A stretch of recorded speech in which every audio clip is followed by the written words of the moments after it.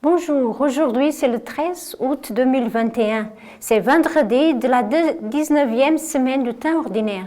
Et nous faisons mémoire, c'est la mémoire facultative de Saint Poncien, pape, et de Saint Hippolyte, prêtre, ils sont martyrs. Mais aussi, nous faisons mémoire de Sainte Dulce des pauvres. C'est une sainte brésilienne. Nous allons un peu vous raconter son histoire.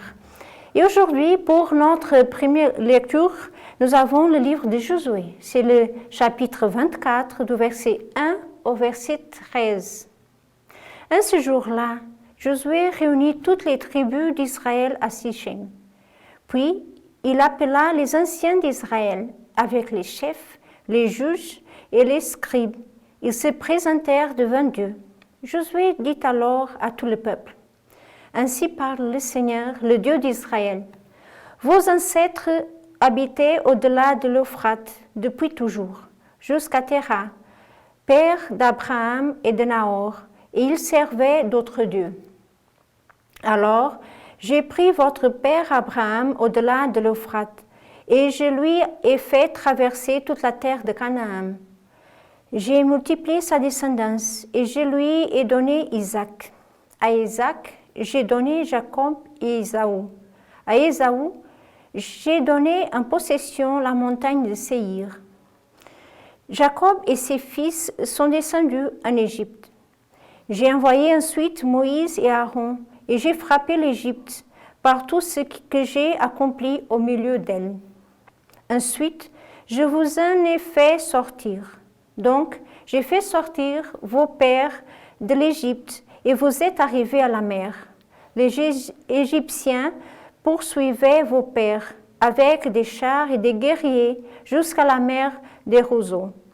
Vos pères crièrent alors vers le Seigneur, qui étendit un brouillard épais entre vous et les Égyptiens, et fit revenir sur eux la mer qui les recouvrit.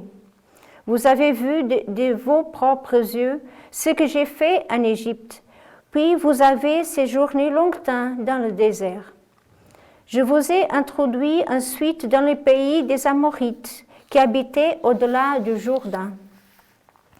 Ils vous ont fait la guerre et je les ai livrés entre vos mains. Vous avez pris possession de leur pays car je les ai anéantis devant vous. Puis Balak, fils de Sippor, roi de Moab, se leva pour faire la guerre à Israël et il envoya chercher Balaam, fils de Béor, pour vous maudire. Mais je n'ai pas voulu écouter Balaam. Il a même dû vous bénir. Et je vous ai sauvé de la main de Balak. Ensuite, vous avez passé le Jourdain pour atteindre Jéricho. Les chefs de Jéricho vous ont fait la guerre, ainsi que de nombreux peuples. Mais je vous ai livrés entre vos mains. J'ai envoyé devant vous des frélons qui ont chassé les deux rois amorites. Ce ne fut ni par ton épée, ni par ton arc. Je vous ai donné une terre qui ne vous a coûté aucune peine, les villes dans lesquelles vous vous êtes installés sans les avoir bâties, des vignes dont vous profitez aujourd'hui sans les avoir plantées. Parole du Seigneur, nous rendons grâce à Dieu.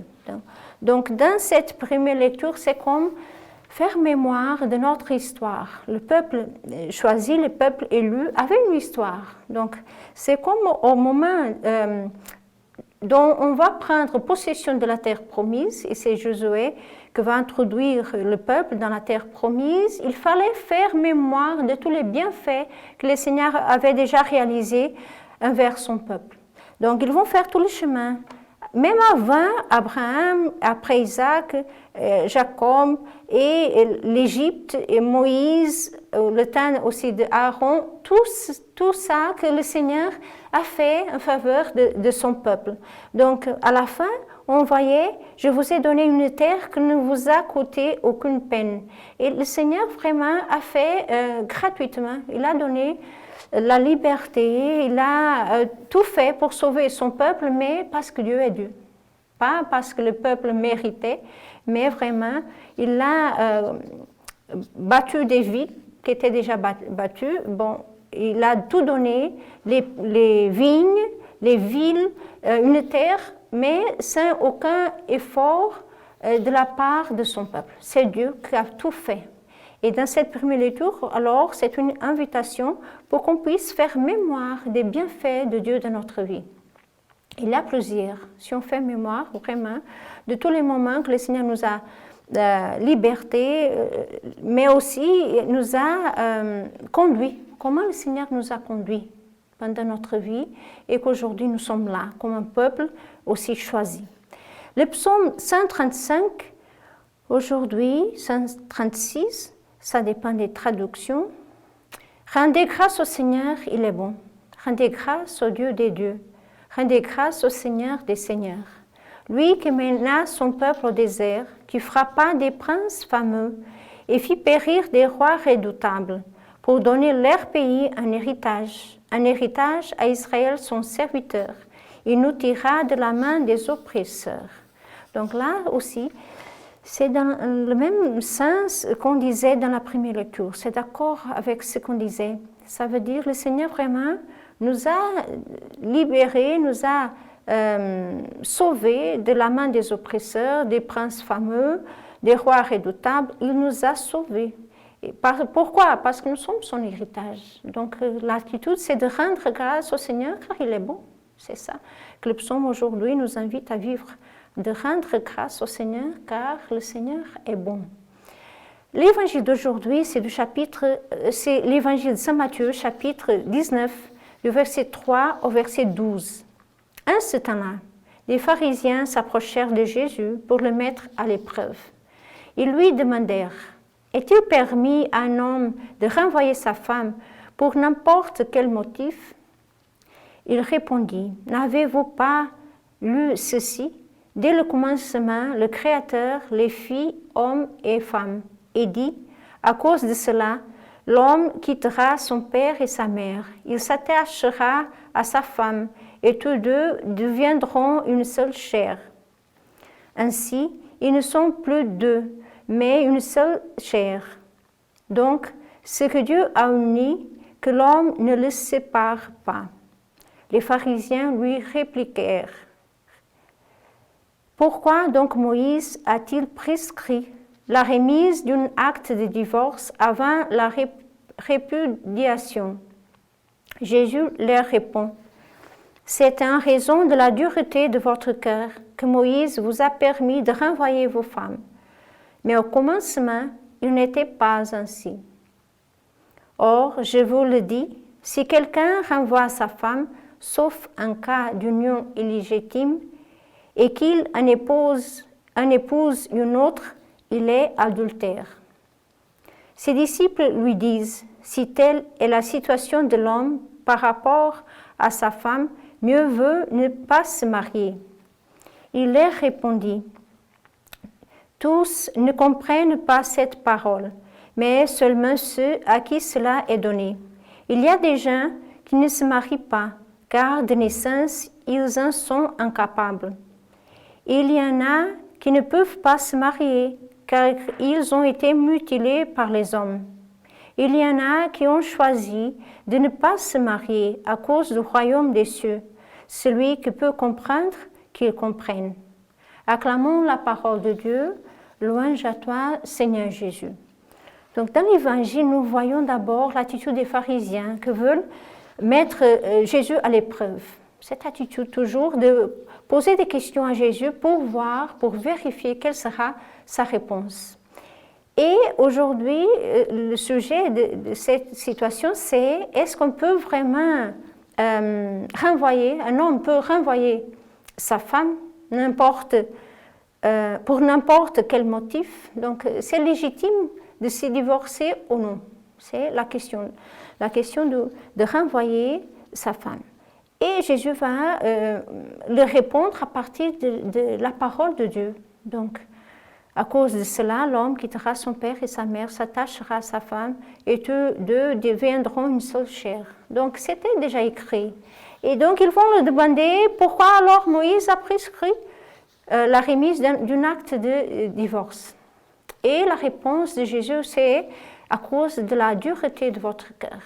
C'est comme le cœur de l'homme était endurci, donc la loi devait donner un limite, mais toujours aussi dans le cadre de ce qu'était encore la dureté du cœur. Mais c'est comme Dieu, progressivement, commence à former, à instruire, à prendre son peuple que ce n'est pas ça la loi. La vraie loi, c'est de rester fidèle parce qu'au commencement, était comme ça. Donc, à partir de cette réponse de Jésus, de ne pas, d'être pas permis de renvoyer la femme, ils vont se dire, mais alors c'est trop dur, on ne peut pas supporter ça, qui pourra alors s'unir. Il veut mieux ne pas se marier. Donc Jésus va dire non. Il a peu que vont comprendre cette parole. Ce n'est pas pour tout le monde. Pourquoi? Il va dire 3 genres de personnes qui ne vont pas se marier. Il va dire quelques-uns, c'est déjà de naissance parce qu'ils ont un empêchement. Il va dire de naissance, ils en sont incapables. Il y a d'autres qui ont été mutilés par des hommes, donc deuxième raison. Et la troisième raison, c'est qu'ils vont choisir de ne pas se marier à cause du royaume des cieux. Ça veut dire c'est un choix de ne pas se marier à cause du royaume des cieux. Et on pense là, ici, à tous les consacrés, tous ceux qui choisissent vraiment témoigner déjà le célibat et témoigner déjà le royaume des cieux, de dire l'époux de notre âme, c'est le Seigneur, c'est Jésus. Donc aujourd'hui, on doit bien se poser la question de la fidélité dans le mariage, la fidélité, de vraiment respecter ce que le Seigneur avait depuis le commencement dans son projet d'amour. Les deux époux ne sont plus deux, sont une seule chair. Et aussi de prier pour ceux qui ont choisi vraiment de ne pas se marier librement, mais à cause des royaumes des cieux. Le saint d'aujourd'hui, c'est Saint Poncien, c'est vrai, pape, Saint Hippolyte, prêtre, ils sont martyrs. Donc Poncien a été ordonné évêque de Rome, ça veut dire pape, en 231, exilé en Sardaigne avec le prêtre Hippolyte par l'empereur Maximien en 235. Il y mourut après avoir abdiqué son pontificat. Son corps fut enterré dans le cimetière de Caliste et celui d'Hippolyte dans le cimetière de la Via Tiburtina.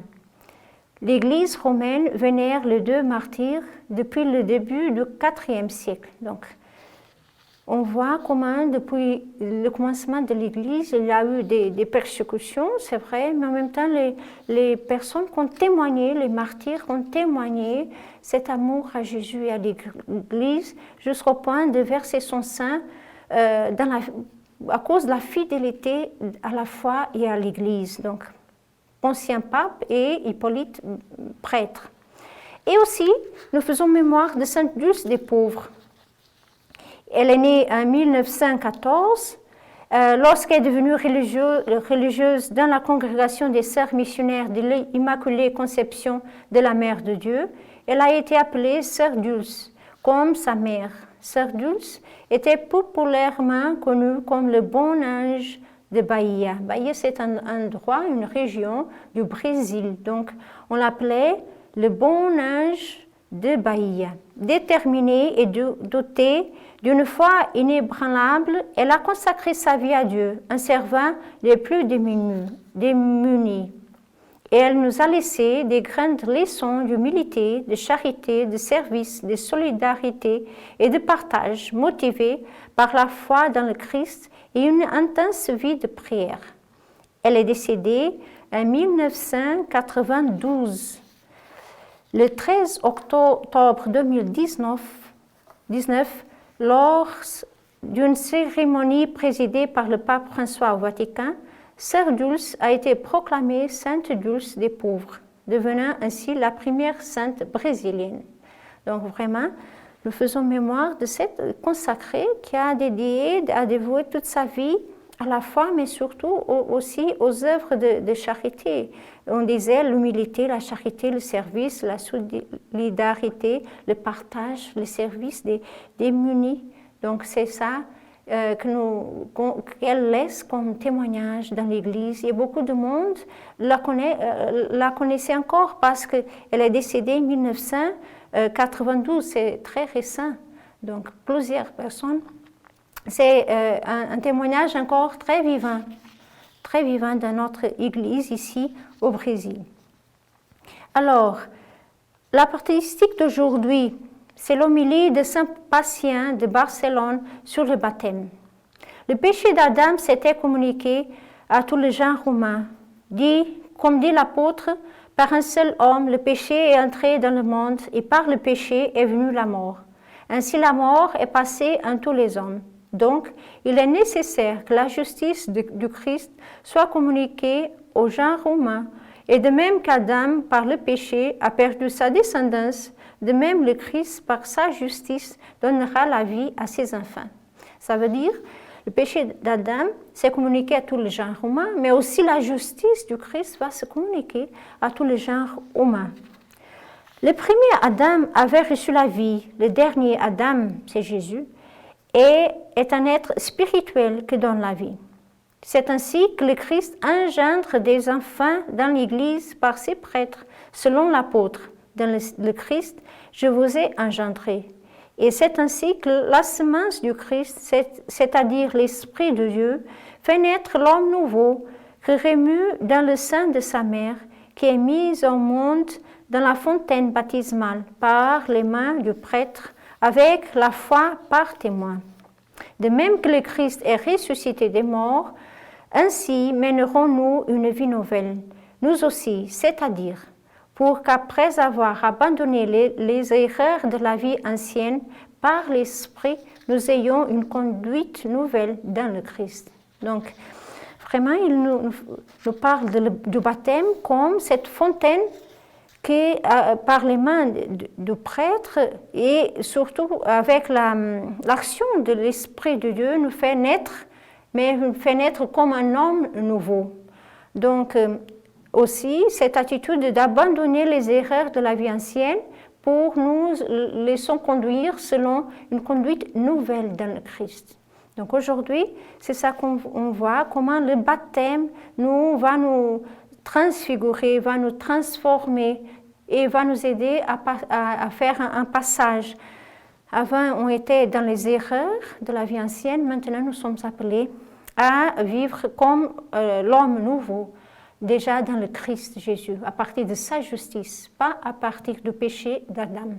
Que le Seigneur puisse nous garder aujourd'hui dans cette fidélité, dans l'état de vie que le Seigneur nous appelle, la fidélité au mariage, la fidélité à une vie consacrée à cause du royaume des cieux, et aussi à faire mémoire de tous les bienfaits du Seigneur dans notre vie.